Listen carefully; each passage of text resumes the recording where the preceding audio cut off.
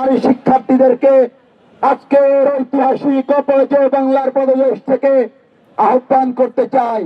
আজকে আপনারা যে বিশ্ববিদ্যালয়ে মুক্তভাবে ঘুরে বেড়াচ্ছেন, পড়াশোনা করতে এসেছেন ওই প্রত্যন্ত গ্রামাঞ্চল থেকে, এই মুনাফেক, এই রাজাকার, এই আলবদর, এই আলসাব যদি কোনোভাবে বাংলাদেশের কোনো আসনে সংসদ নির্বাচনে জয়ী হয়, সেই আসন থেকে দেখবেন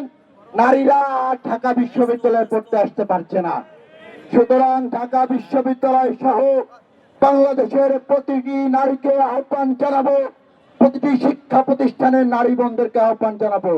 এই ধর্ম ব্যবসায়ী, এই মুনাফেক, এই আলবদর শামস বাহিনীকে ৭১-এর মতো এই ২৬-এর নির্বাচনে